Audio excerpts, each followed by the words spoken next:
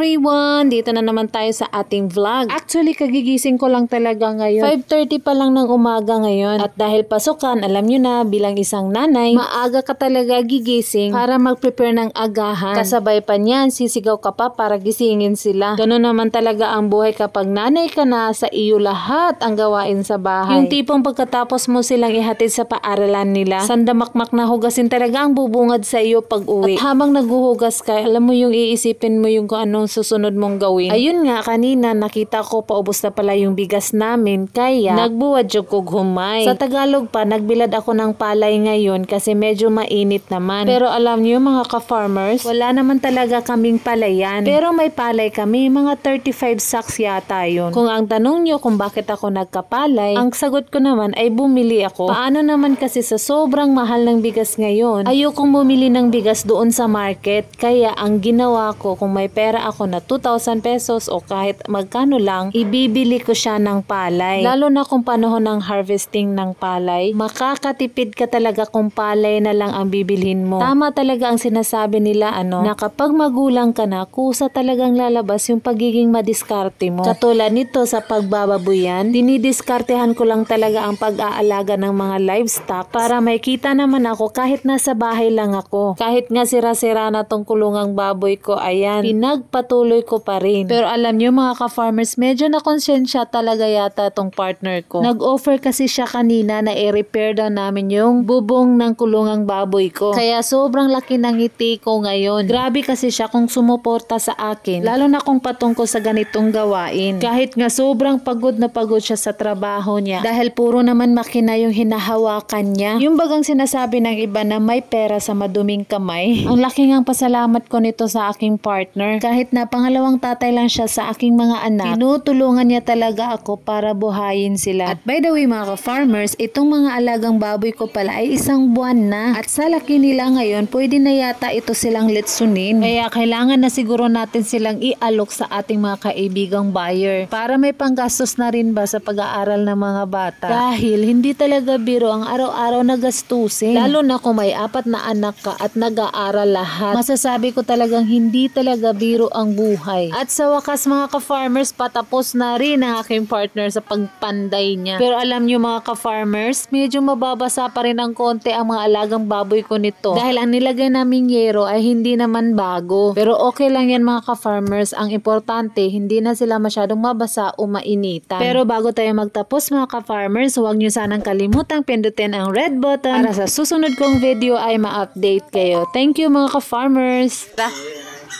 At least, buo na ang aking diba? Okay na. Tsaga-tsaga lang na kahit walang budget. Okay na yan. Pwede na itong ilechon guys. Pwede na itong ilechon mga ka-farmers. Sige na, order na kayo sa akin. Hanggang sa muling pagkikita!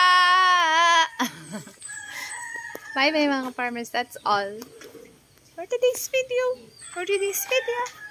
Thank you, my dear. Dito siyang tanawan. Okay. Thank you.